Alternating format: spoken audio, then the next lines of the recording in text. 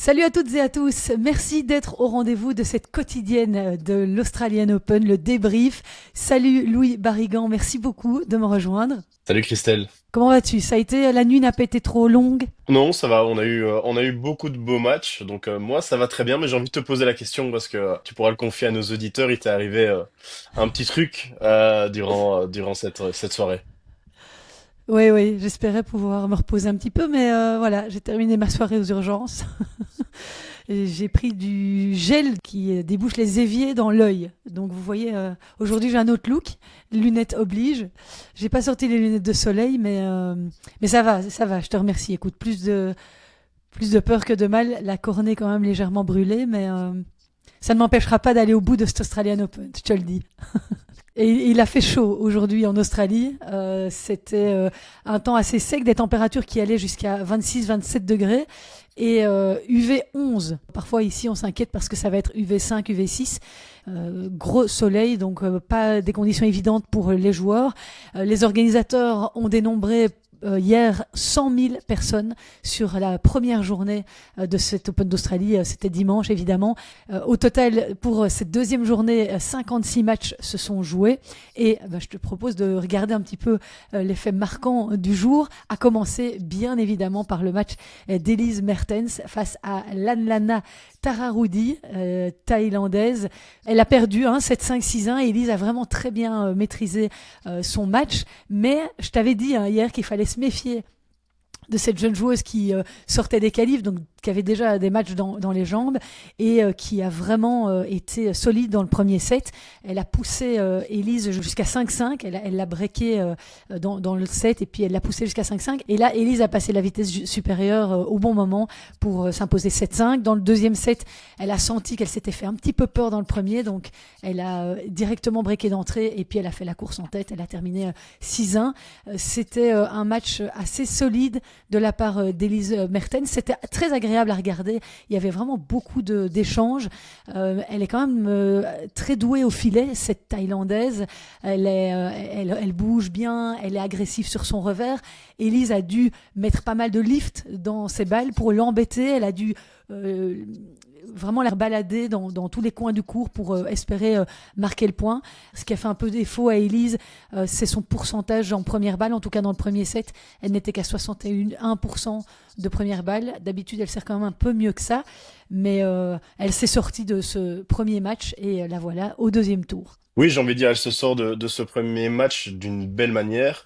Il faut quand même rappeler que Tara Rudi est une vraiment bonne joueuse qui varie, qui a un peu en fait le même style de jeu qu'une Elise Mertens.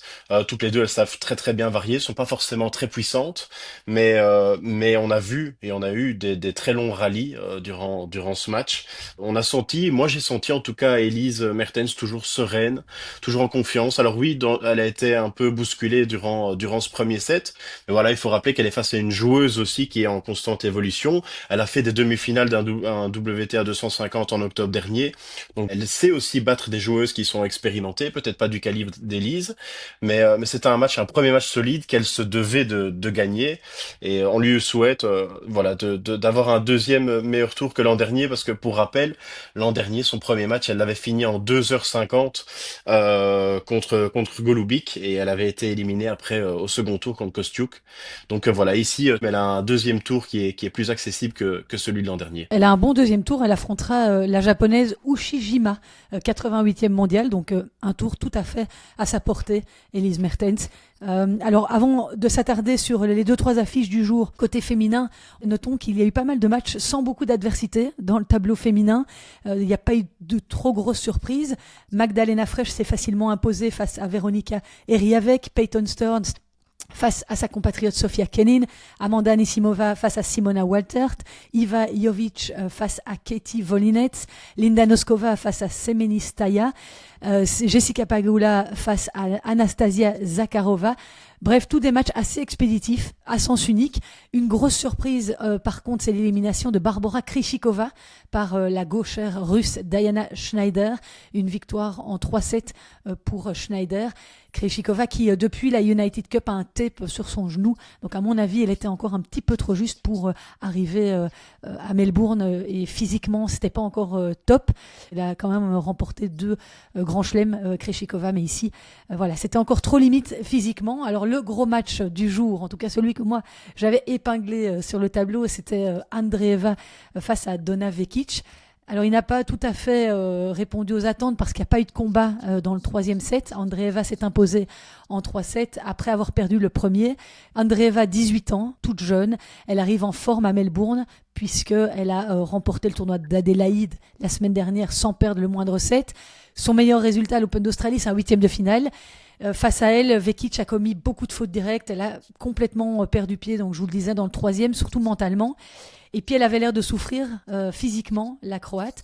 En 2025, elle a une saison en demi-teinte. Elle avait été embêtée par une blessure une partie de la saison. Elle n'a jamais vraiment trouvé son rythme en 2025. Elle a aussi mis fin à sa collaboration avec Pam Shriver, qui était son mentor, une légende, et qui, suite à des soucis personnels, a préféré s'écarter de la team Vekic. Est-ce que c'est pour ça que sa saison est un peu en dents de scie? On attendait peut-être un peu mieux de Vekic aujourd'hui. Oui, on attendait mieux de Vekic, alors on l'a eu pendant un seul set. Et puis je pense aussi que c'est Mira qui s'est remis sur les bons rails. On a toujours un petit peu peur avec Mira Andreeva. Qu'est-ce qui va se passer à l'entame d'un grand chelem? L'événement peut prendre un peu le pas sur son jeu.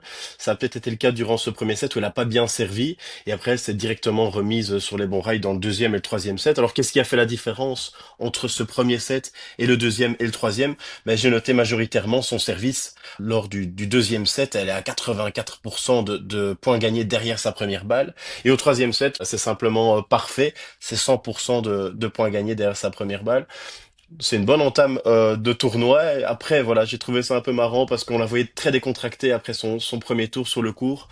Les interviews habituelles, voilà, elle rigole avec sa coach et on lui demande à chaque fois, ben voilà, tu t'es fait connaître parce que tu t'es remercié. Et c'est vrai qu'un jour, elle s'était remerciée elle-même sur le court d'avoir fait des efforts, d'avoir travaillé pour réussir où elle en est maintenant. Et on lui repose la question, ben voilà, tu t'es fait connaître comme ça, qu'est-ce que tu aurais à dire aujourd'hui? Et elle répète, ben, je me remercie encore une fois. C'est vrai que sa coach Conchita Martinez est là sur le coin. Elle dit bon voilà, mes coachs sont là sur le coin, ils font pas grand-chose. Au final, c'est moi qui joue, c'est moi qui fais les efforts. Donc elle s'est encore remerciée. Évidemment, elle peut le faire, même si ses coachs n'y sont pas pour rien à cette victoire et à sa carrière. Et donc ça fait du bien aussi de l'avoir comme ça, assez positive et elle a bien réagi après ce premier set. Et figure-toi qu'elle a brisé la malédiction aussi parce qu'elle affichait un bilan de seulement 3 victoires pour 7 défaites après avoir perdu le premier set dans un grand chelem. Donc elle avait perdu ses 6 derniers matchs après avoir concédé le premier set. Et elle a franchi là une belle étape mentalement aussi, la jeune Mira Andreeva. Et ce sera un tour à suivre, son deuxième tour, parce qu'elle va jouer contre Maria Sakkari. Gros match en perspective. J'espère que Maria Sakkari sera dans une grande forme.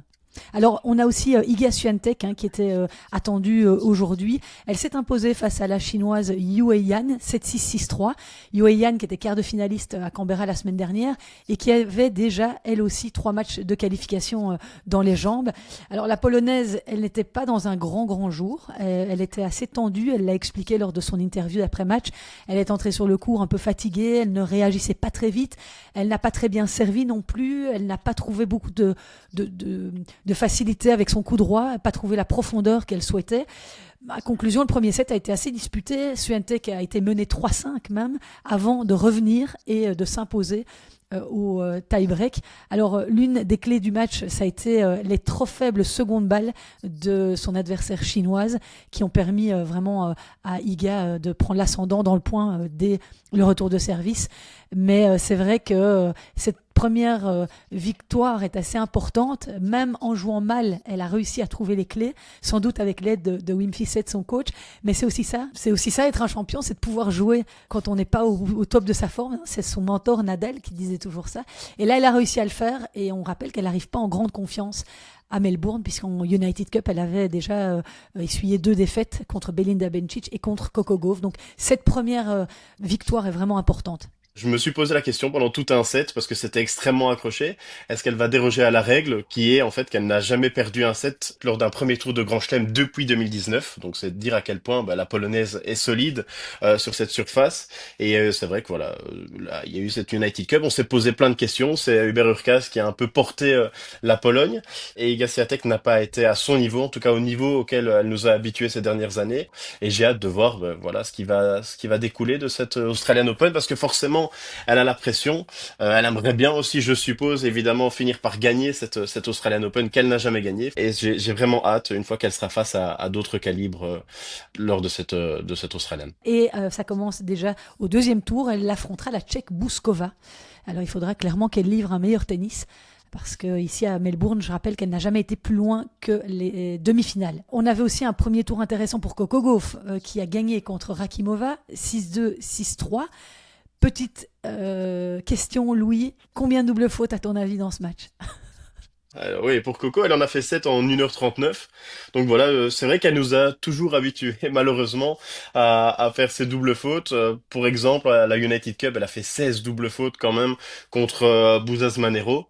Et petit truc aussi qui est plus rigolo, lors du One Punch Slam qui s'est joué ici avant cet Open d'Australie, ben elle est éliminée en faisant évidemment une faute au service directement, une faute grossière en plus. Hormis ça, elle a quand même, je trouve, été parfaite dans le jeu. Qu'est-ce qu'elle est impressionnante. Elle développe une puissance qui est quand même assez rare sur le circuit. Elles sont pas beaucoup à pouvoir maîtriser comme ça en deux ou trois coups de raquette leur adversaire. C'est vrai qu'ici récemment, elle a quand même très bien joué avec des excellents résultats. Mais quelle est sa confiance? Parce que son dernier grand chelem, il faut le rappeler, est éliminé en huitième de finale contre Naomi Osaka à New York, ce qui est pas un résultat extraordinaire quand on connaît les qualités de Coco Gauff. Coco, on l'attend toujours minimum en quart de finale.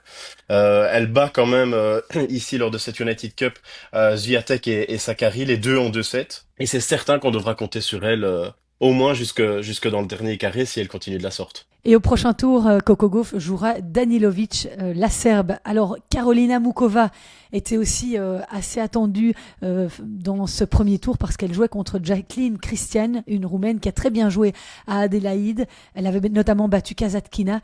Et donc, on attendait un gros match là. Mais Karolina Mukova s'en est sortie 6-3, 7-6. Donc, ça, c'était un des matchs à épingler aussi de la soirée. Et alors, on a aussi un match qui était sympa à suivre, c'est celui d'Alexandra Eala face à Alicia Parks. Beaucoup de supporters sur le court pour encourager la joueuse philippine. Elle jouait sur le court numéro 6 ici à l'Australian Open et il y avait une file qui était complètement démentielle pour aller voir son match et elle joue Alicia Parks qui m'a fortement déçu ces derniers temps. Elle gagnait très rarement des matchs. Elle sort d'une défaite, je pense, contre la 397e joueuse mondiale ici à Hobart. Il y avait clairement la possibilité pour Alexandra Ayala de passer. Et effectivement, dans ce premier set, elle inflige un 6-0 à Alicia Parks. Et c'est donc pour la troisième fois consécutive en Grand Chelem. Mais lors de son premier tour, Alicia Parks perd 6-0 lors du premier set. Elle l'avait fait à Wimbledon contre Belinda Bencic, à l'US Open contre Mira Andreeva. Donc elle est coutumière du fait. Et c'est une stat qui est quand même intrigante. Alors est-ce que c'est la pression forcément de rentrer dans un Grand Chelem, d'avoir aussi cette pression du public parce qu'il y a forcément plus de gens que dans les tournois habituels? Je sais pas. Je l'apprends et c'est vraiment hyper intéressant ces statistiques effectivement et c'est vrai qu'elle là c'est dommage qu'elle soit sortie parce que elle apporte beaucoup de fraîcheur je trouve sur le circuit. C'est dommage qu'elle n'aille pas plus loin dans ce tournoi et elle là mais bien joué Alicia Parks et il y a une autre nouvelle star du circuit Louis c'est Victoria Mboko hein. Elle a gagné cette nuit 6-4 6-1 contre l'adolescente australienne Emerson Jones. C'est de bon augure pour Mboko, même si elle est apparue avec un gros bandage sur le genou, qui est un peu inquiétant quand même. Oui, alors j'aime bien toujours moi faire parler aussi le côté historique de chaque joueur de tennis, qui est en fait cette Victoria Mboko, Vicky comme on l'appelle sur le circuit. Ben voilà, elle est née aux USA de parents congolais qui ont fui le régime de Mobutu. Elle s'est installée là-bas aux États-Unis avant de partir à l'âge de ses 4 ans au Canada et elle a commencé à jouer au tennis. On a commencé à remarquer qu'elle avait en fait à chaque fois des problèmes au niveau justement de ses genoux et alors elle a été voir plein de médecins avec ses parents là-bas au Canada et personne n'a trouvé. Et ils essayaient de comprendre et ils ont contacté un jour en fait un médecin belge. Je lui ai dit bah écoute viens jusqu'en Belgique, on va passer les tests et voir ce que tu as.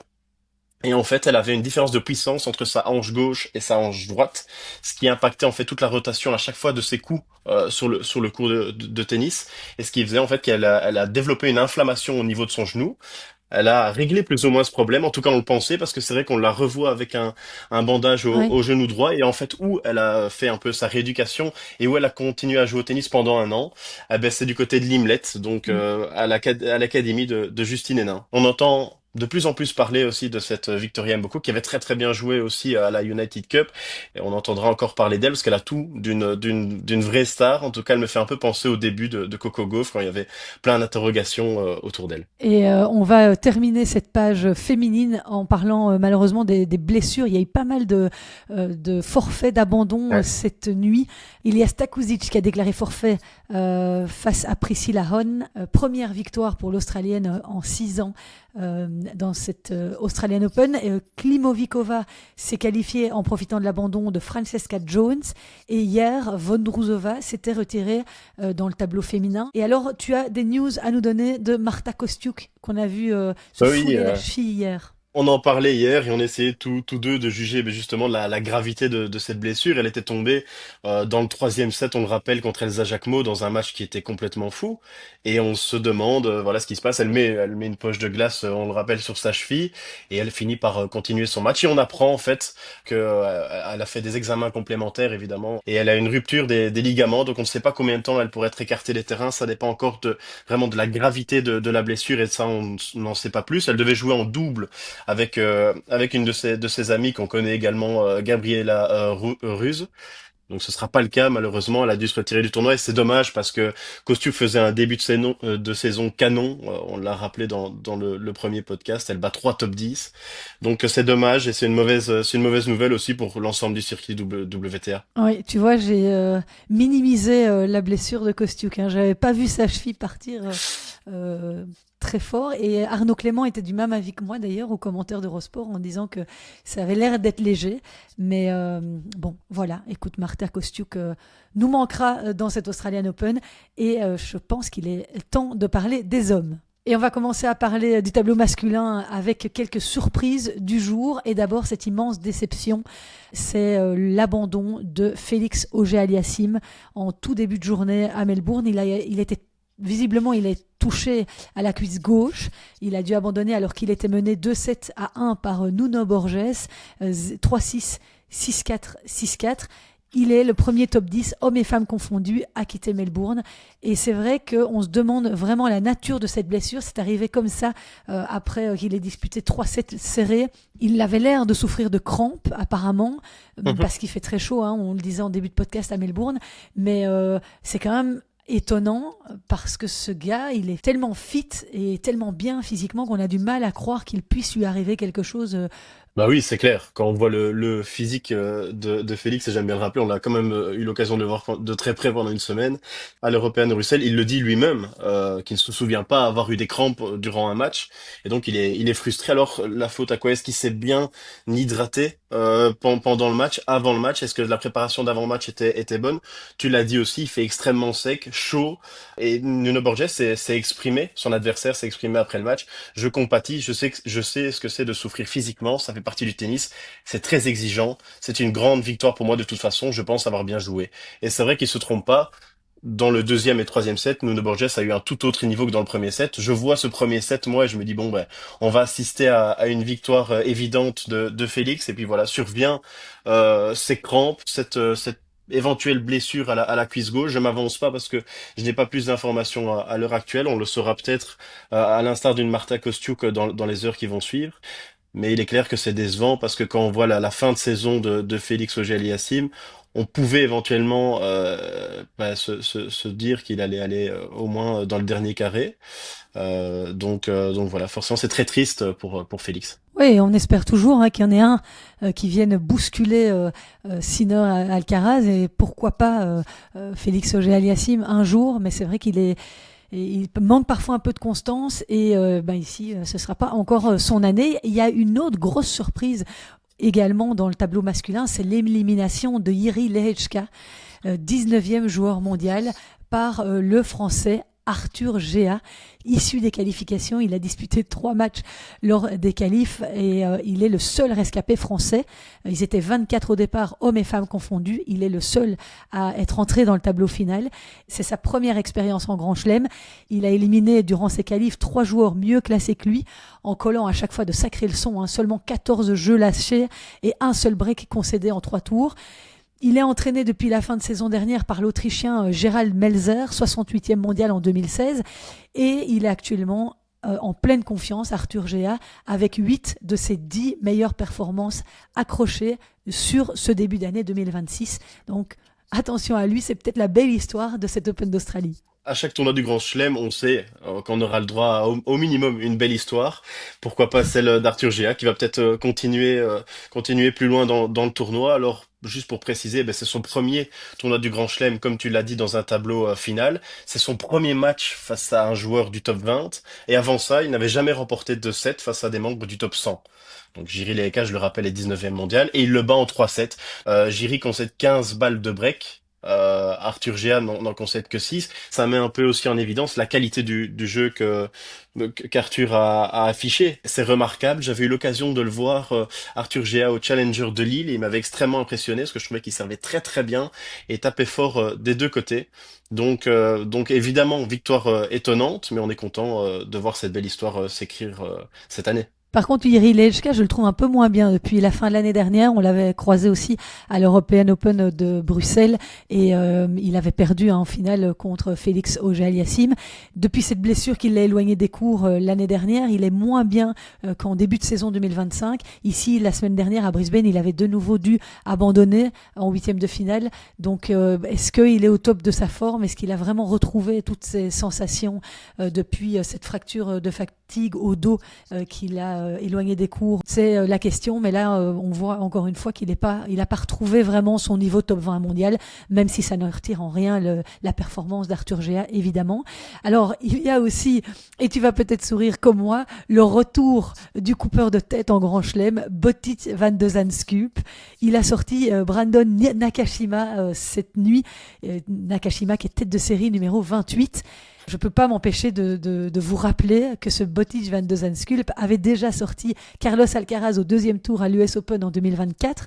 Il avait sorti Hubert Hurkacz, alors 20e mondial à Roland-Garros en 2021. Et la même année à l'US Open, il fait quart de finale en battant Casper Ruud, 11e mondial, et Diego Schwartzmann, 14e. Merci beaucoup d'ailleurs, petit clin d'œil à Maxime Descamps qui a retrouvé toutes ces informations. Mais c'est dire si ce Botic van de Zandschulp, quand il arrive devant vous dans le tableau masculin, on doit pas se sentir très bien. Mais non, c'est le genre de joueur qu'on veut typiquement ne pas affronter. Il est un peu nonchalant quand on le voit sur le court, il est pas très réactif, c'est-à-dire que Terrible. même quand il va chercher ses balles pour servir, il le fait à du 2 à l'heure. C'est peut-être ça aussi qui parfois décourage ses adversaires et vient même à les irriter, les énerver. Mais ici, il a tapé dans tous les sens et tout est rentré. 52 points gagnants. Il me fait un peu penser parfois aux mêmes caractéristiques qu'un Hubert Hurkacz, peut-être forcément un petit peu moins fort, mais il sert très très bien. J'ai compté, il a fait 15 aces. Et ce joueur, il va jouer un Junchen Chang qui a éliminé lui Roberto Bautista Agut, qui était fatigué, notre Roberto qu'on connaît maintenant depuis très longtemps, fatigué, et je pense que la chaleur aussi l'a fortement emprunté. Ça va être un match qui est vraiment intéressant, je pense, pour ceux qui veulent voir des matchs serrés. À mon avis, on aura là une belle bataille. Le bon vieux Roberto Bautista Agut, il a quand même 37 ans. Donc c'est vrai que sur les cours chauds de Melbourne, ça commence à faire un petit peu mal, à piquer, comme on dirait. Tant qu'on parle du tennis hollandais, on va aussi épingler le résultat de Jesper de Jong, qui n'a pas été aussi performant que Botic van de Zandschulp. Il a été sorti par Daniil Medvedev, 7-5, 6-2, 7-6. Medvedev qui reste sur une moins bonne année en Grand Chelem en 2025, une seule victoire et 4 défaites l'année dernière, et il restait aussi sur 9 défaites au premier tour en Grand Chelem dans sa carrière, donc toujours une entrée en matière un petit peu périlleuse pour le joueur russe, mais là, le nouveau Medvedev est arrivé, le Medvedev 2.0, celui qui travaille désormais avec Thomas Johansson, ancien numéro 7 mondial et qui a gagné d'ailleurs l'Open d'Australie en 2022, qui lui a visiblement appris à être un petit peu plus agressif, à prendre la balle plus tôt, comme il l'avait fait avec David Goffin à l'époque et avec Caroline Wozniacki. Mais on a l'impression que depuis, il y a eu cette victoire à Astana au mois d'octobre, il y a eu cette victoire à Brisbane la semaine dernière de Daniil Medvedev. Il ne reste plus à 10 mètres de sa ligne de fond. On voit qu'il avance un petit peu plus dans le court. Alors, est-ce que Daniil Medvedev va renaître de ses cendres et être la belle surprise de cet Open d'Australie? Il est bien parti parce qu'on le sent solide en ce début de tournoi. Oui, on le sent super solide et j'ai toujours un baromètre avec Daniil Medvedev, c'est quand on le voit sourire, ça veut dire que tout va bien. En tout cas, quand il ne sourit pas jaune sur le court parce qu'il est excédé. Et là, ça se passe très bien. J'ai regardé sa conférence de presse et il le dit lui-même. Je suis heureux, je me sens bien, j'ai gagné, ça me met évidemment en confiance. Il a un nouvel entraîneur, il s'est séparé depuis quelque temps maintenant de Gilles Servara et il cherchait quelqu'un qui allait dans les détails, donc qui connaissait vraiment bien son jeu et pas simplement dire bon voilà Daniil qui est un joueur qui reste du fond du cours. Non, il voulait un entraîneur qui aussi le fasse progresser, que ce soit au filet. Il le dit lui-même d'ailleurs, j'ai amélioré ma volée et je sens que tout va beaucoup mieux. Donc on a l'impression que pour l'instant, pour Daniil en tout cas, et on espère, on touche du bois parce qu'il faut le rappeler quand même, il a été capable de battre les meilleurs joueurs, que ce soit en ATP 1000 ou en Grand Chelem. Il pourrait, comme on l'a dit avec un Félix, comme tu l'évoquais tout à l'heure, aller un peu titiller ces deux légendes, d'ores et déjà légendes. Pour rappel, il est allé 3 fois aussi en finale de l'Australian, en 2021, 2022 et 2024, contre Novak, Rafa et Yannick Sinner, donc pas contre n'importe qui. Ouais, j'allais dire, cet Open d'Australie lui échappe décidément et peut-être que ce sera son année, si grosse surprise, on ne sait jamais. Et alors on a aussi une autre légende vivante du circuit et qui a joué aujourd'hui à Melbourne, c'est Stan Wawrinka. Quel bonheur de le voir à l'œuvre. Il n'a pas encore fait ses au revoir à Melbourne, il est redescendu au-delà du top 100, mais il était invité par les organisateurs pour intégrer le grand tableau et pour son entrée en lice, eh bien il a affronté Laszlo Djere au premier tour. Et il a gagné en 4-7, 5-7, 6-3, 6-4, 7-6. C'est époustouflant la manière dont il a géré ce match. Je rappelle, il a gagné à Melbourne en 2014 le trophée Stan Wawrinka, un champion là en Australie. Mais sur ce match face à Djere, il a très très bien servi. Il a gagné 86% de points derrière son premier service. Il a physiquement tenu la baraque. Je regardais le nombre de mètres parcourus. Il était presque à 3 kilomètres. On sait bien que les 3 kilomètres, c'est pas une petite course dans les champs ici derrière chez nous. C'est vraiment des courses explosives. Donc, chapeau à 40 ans. Et Magnus Norman, son coach, lui disait d'ailleurs dans une interview qu'il n'avait jamais vu Stan Wawrinka aussi fit. Il essaye d'être un peu plus agressif, il joue un peu plus vite sur le court, il a essayé de mettre beaucoup de pression sur son adversaire et magnifique. Au moment de l'interview, il était très ému en saluant tous les fans qui étaient venus l'applaudir parce que il reste une attraction à Melbourne et le stade était plein pour l'occasion. Évidemment, en tant qu'ancien vainqueur là-bas, ben c'est évidemment une des légendes du tournoi parce il a offert des super rencontres. Et c'est justement ces émotions dont tu parles, moi je trouve, qui font que c'est vraiment son moteur et ce qui le pousse à continuer. Il l'a d'ailleurs dit, hein, je suis encore ici sur le court grâce à vous, grâce à l'amour que vous me portez. Et Stan, je trouve, et tu me diras peut-être ce que t'en penses, il a toujours eu cette relation un peu fusionnelle avec le public. Son but, en fait, et il le dit, c'est pas une tournée d'adieu pour lui. Il dit, moi je veux performer, je veux re-rentrer dans le top 100. J'ai limite pas envie qu'on m'offre des wildcards. Alors évidemment, ici, il est venu grâce à une wildcard. Je trouve ça normal en tant qu'ancien vainqueur, mais il veut re-rentrer, il veut reperformer. Il ne voit pas ça comme une tournée d'adieu, comme on pourrait le dire peut-être avec un Gaël Monfils, qu'on sent un peu moins dans cet esprit de compétitif. Lui veut vraiment encore essayer de battre les tout meilleurs. Et il est Ah ouais. vraiment poussé par ce public et cette émotion qui le submerge à la fin. On le voit, il est limite larmes aux yeux parce qu'il est content, lui, il est fier et il voit cette reconnaissance du public qu'il a peut-être pas toujours eu parce qu'il a des fois peut-être aussi été dans l'ombre d'un certain Roger Federer. Et il s'agit de la première victoire de Wawrinka en Grand Chelem depuis Wimbledon 2024 et sa première victoire à l'Open d'Australie depuis 2021. Oui, et pour son dernier Open d'Australie, ben, le Suisse devient le deuxième joueur le plus âgé à remporter un match en Grand Chelem depuis les années 80. Alors, j'ai pas listé les joueurs joueurs évidemment avant des années 80, mais il y en a deux, c'est Ivo Karlovic à 40 ans et 326 jours, et maintenant donc Stan Wawrinka à 40 ans et 296 jours. Il jouera au prochain tour aussi Arthur Gia dont on a parlé, une très très belle Ah, waouh. occasion pour les deux hommes de passer encore un tour. Et puis je vais juste dire un mot sur Marin Cilic, donc nos papis qui font de la résistance. Il a aussi fait quelque chose de fou, c'est que durant les deux premiers sets contre Dan Altmaier, il lui inflige 6-0, 6-0, à 37 ans quand même. C'est la 29e fois de l'Air Open qu'un match en sable en Grand Chelem a débuté par 6-0, 6-0. Et Daniel Altmaier est devenu le quatrième membre du top 100 à avoir encaissé un 6-0 lors de 3 matchs consécutifs. Ce qui quand même pose interrogation pour l'Allemand. C'est aussi une mésaventures qui est arrivée à Roger Federer en 1999 lorsqu'il n'était pas encore top 100. Mais Roger, voilà, comme quoi même le plus grand, un des plus grands de tous les temps, ça je laisse le débat à ceux qui nous écoutent, peut aussi voilà, se voir infliger des 6-0. Et Marin Cilic qui va jouer Shapovalov, que l'on a retrouvé à un bon niveau contre Yu Chang-Kete Bu. J'ai toujours eu un peu du mal à parler chinois, mais bonne entrée en matière aussi pour le Canadien. Et puis il y en a un qui est en train de terminer son récital sur la Rod Laver Arena, c'est Novak Djokovic face à Pedro Martinez. Il mène donc 6-3, 6-2, 4-2.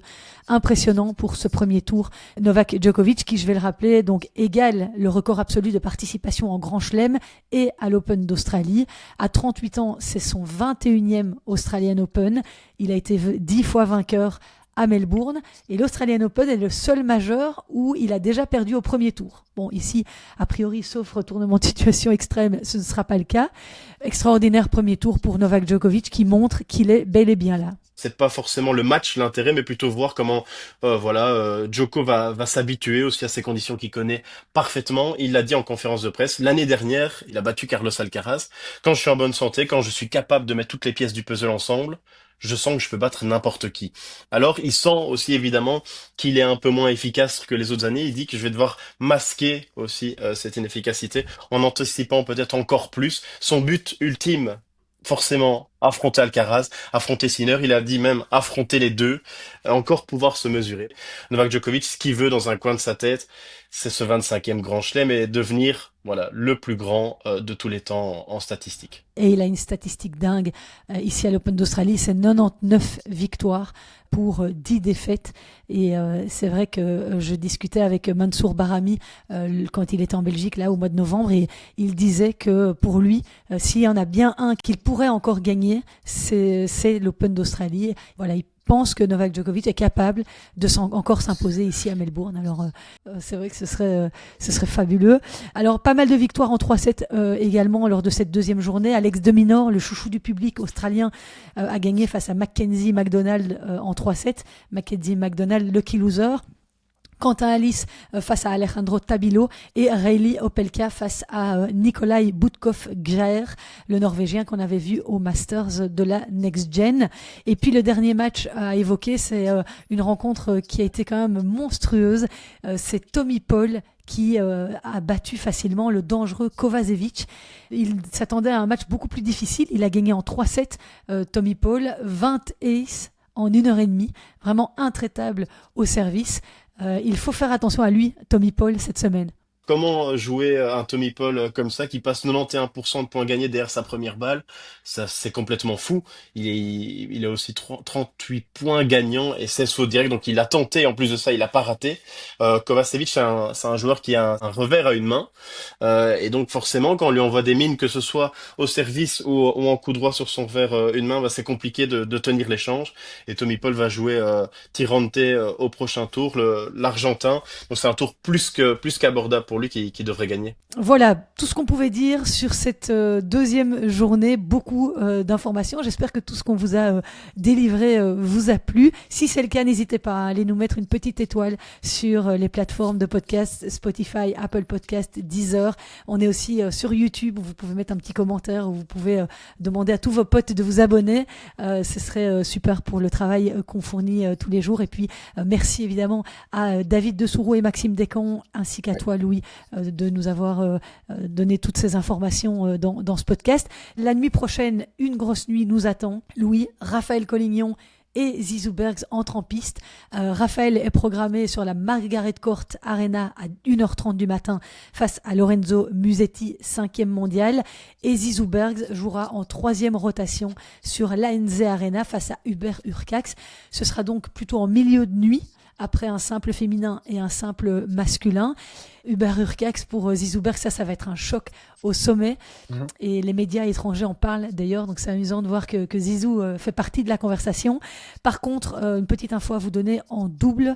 Raphaël Collignon et Zizou Bergs ont décidé de s'aligner, on l'avait déjà dit dans le podcast précédent, mais on connaît leur tirage. Ils joueront contre les Australiens Maccabi et Tout, invités par les organisateurs. Joran Vliegen et Ariel Behar connaissent également leurs adversaires et eux ont eu un peu moins de chance au tirage puisqu'ils affronteront les têtes de série numéro 1, les Britanniques Clash et Glasspool.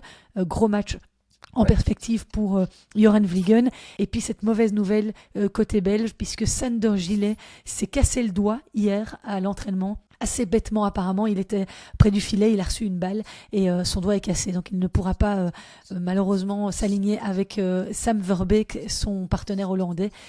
Vraiment pas de chance pour le Belge. On espère qu'il sera vite de retour parce qu'il y a la Coupe Davis qui arrive là au mois de février, début février en Bulgarie, et on aura besoin de lui, Sander Gillet. Donc on lui souhaite beaucoup de courage. Voilà pour les dernières infos qu'il fallait donner côté belge. On commence petit à petit aussi tous les deux, un peu comme une Mira Andreeva, à rentrer dans notre tournoi. On passe notre premier tour, on se met en jambes. Donc j'espère que vous aurez apprécié ce podcast. Merci beaucoup à toi, Christelle. Et la nuit prochaine, à mon avis, on ne risque pas d'avoir des grandes têtes. Vu le programme qui nous attend, ce sera peut-être mieux de nous écouter uniquement en son et de ne pas voir la vidéo parce que, à mon avis, la nuit va être longue. Merci beaucoup à tous d'avoir été à l'écoute. On vous donne rendez-vous demain. Ciao, ciao.